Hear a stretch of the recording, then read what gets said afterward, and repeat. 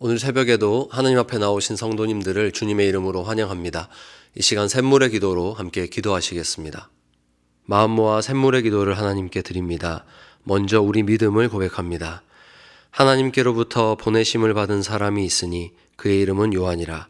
그가 증언하러 왔으니 곧 빛에 대하여 증언하고 모든 사람이 자기로 말미암아 믿게 하려 함이라. 아멘. 생명의 빛 되신 주님, 우리가 빛 되신 주님을 증거하는 삶 살게 하소서. 우리를 통해 세상이 주를 보게 하시고 우리 삶이 복음의 통로가 되게 하소서. 교회와 예배를 위해 기도합니다. 우리가 다 그의 충만한 데서 받으니 은혜 위에 은혜로라. 아멘.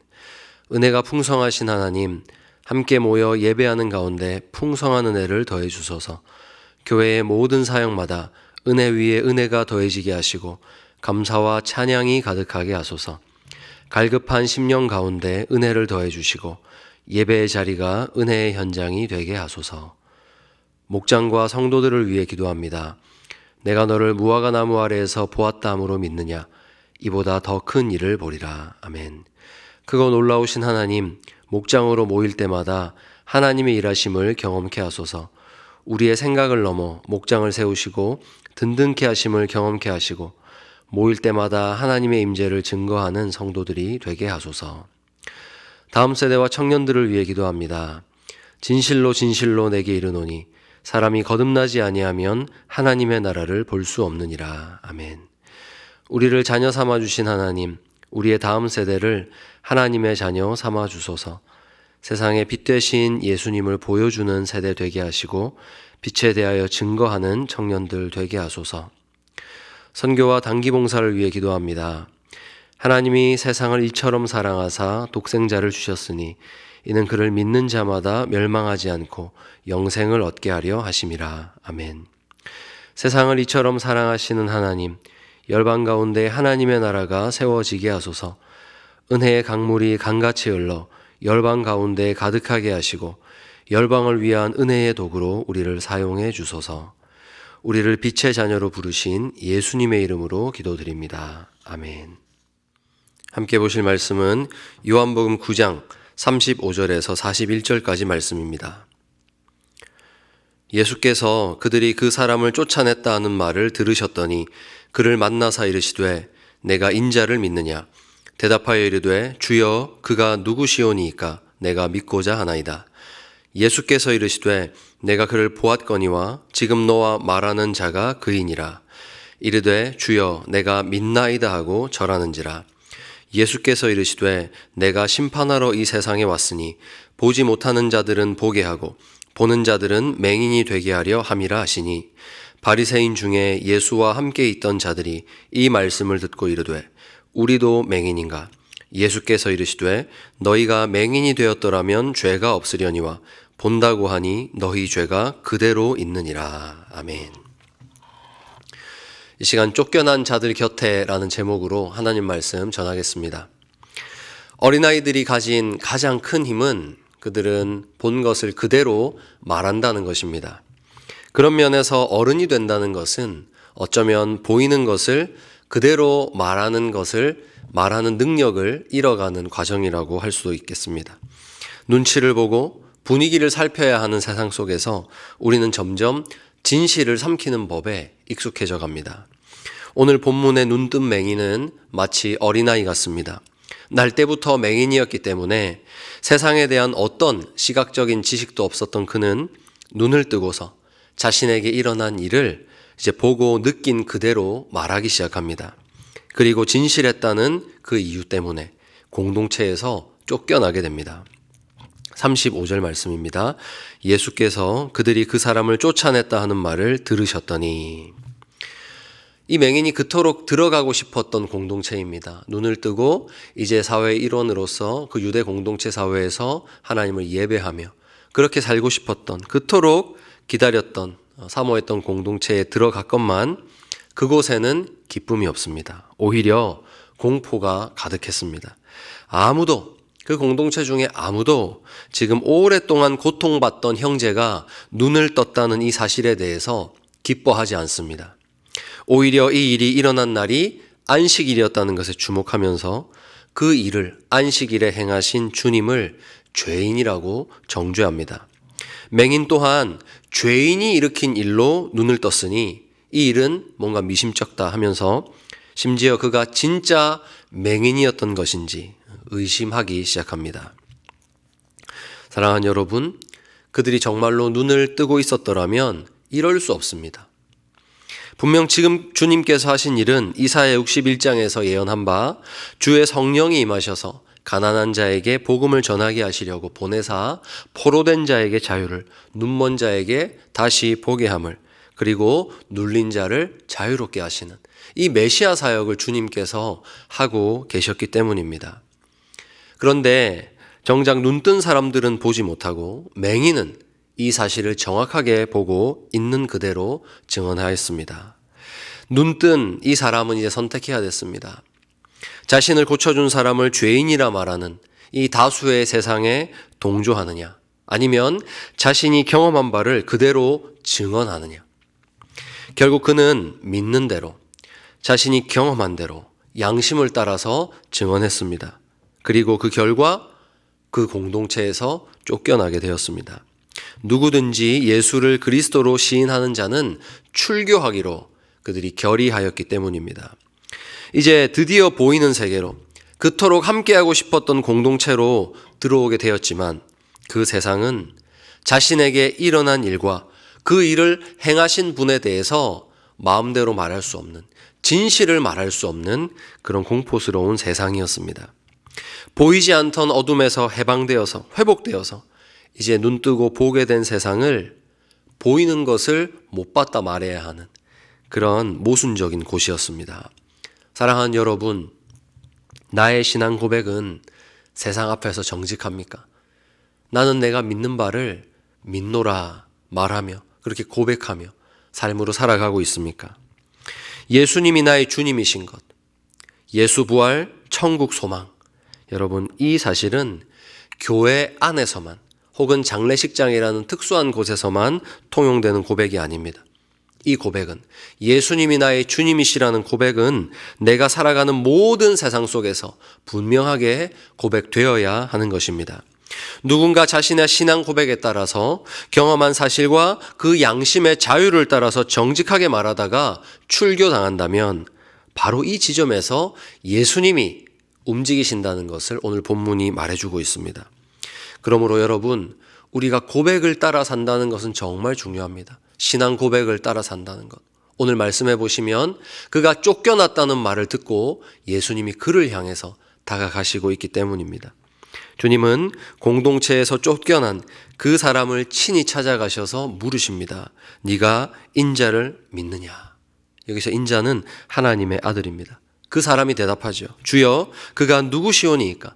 내가 믿고자 하나이다.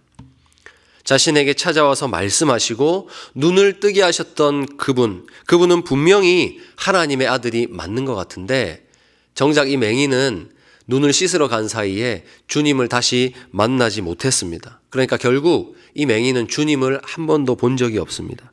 그때 예수님이 말씀하십니다.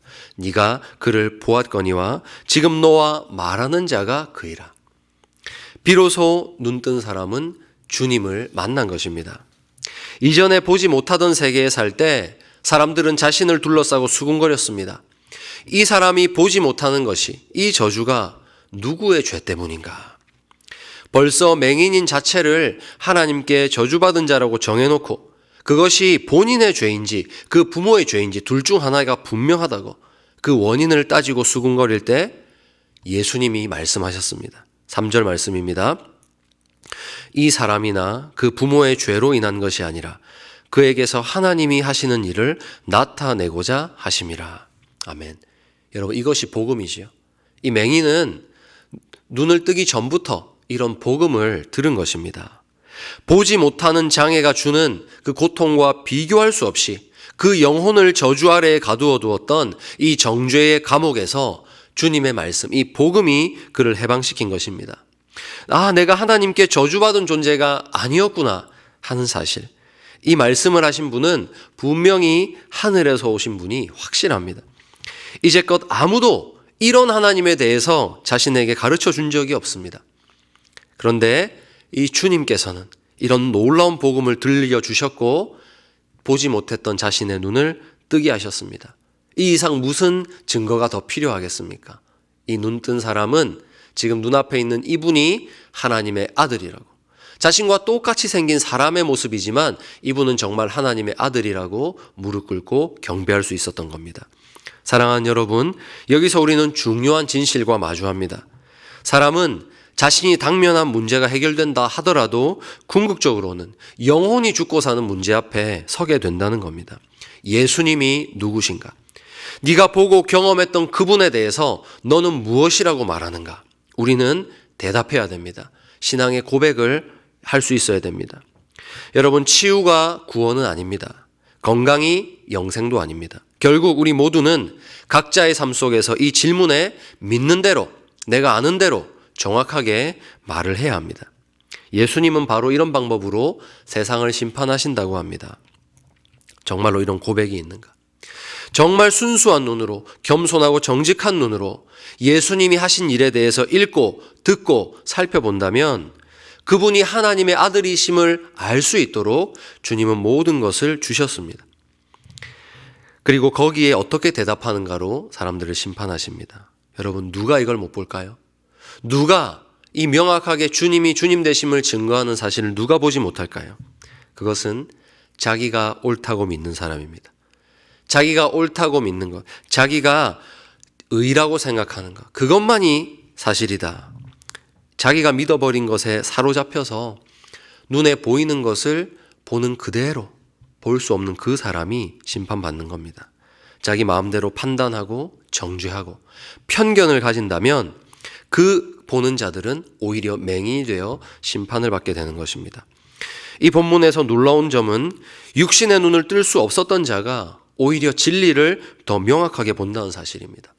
그는 어쩌면 맹인이었기 때문에 바리새인들이 가지고 있었던 그 예수님에 대한 판단과 평가로부터, 편견으로부터 자유로울 수 있었던 것입니다. 오직 그는 자신에게 일어난 일로만, 자신이 들은 것으로만 눈앞에 계신 분을 판단했습니다. 그렇게 예수님에 대해서 느끼고 알아갔기 때문에 눈에 보이는 세상, 거기서 오는 압력과 세상이 아무리 그가 하나님의 아들이 아니라고 한다 할지라도 그 모든 것들을 이겨내고 정확하게 예수님을 보게 된 것입니다. 39절 말씀입니다. 예수께서 이르시되 내가 심판하러 이 세상에 왔노라. 보지 못하는 자들은 보게 하고 보는 자들은 맹인이 되게 하려 함이라. 아멘. 아무리 세상이 아니라 해도 이 맹인은 자신이 보고 듣고 경험한 것에 대해서 부인할 수가 없었습니다. 그러니 이 말을 들은 바리새인들은 격분합니다. 그러면 우리가 맹인이냐? 화를 내기 시작합니다. 율법을 알고 전통을 지키고 회당을 이끄는 자들로서 누구보다 잘 본다고 자부하던 그들입니다. 만약 하나님의 아들이 세상에 온다면 제일 먼저 알아볼 자들이 자신이라고 자부하는 자들입니다. 그런 우리가 하나님의 아들을 못 알아볼 리가 있는가? 바리새인들이 격분합니다. 그때 예수님의 대답은 충격적입니다. 41절입니다. 너희가 맹인이 되었더라면 죄가 없으려니와 본다고 하니 너희 죄가 그대로 있느니라. 본다고 말하는 그게 죄다라는 것이죠. 자신이 보지 못한다는 것을 아는 사람은 빛이 비춰올 때 그곳을 향해서 손을 내밀 수 있습니다. 그러나 이미 내가 보고 있다 확신하는 자들은 빛이 와도 눈을 감아버립니다. 이미 알고 있다는 이 확신이 오히려 그 사람을 어둠으로 몰고 가는 것입니다. 이 말씀은 오늘 우리에게도 해당이 됩니다.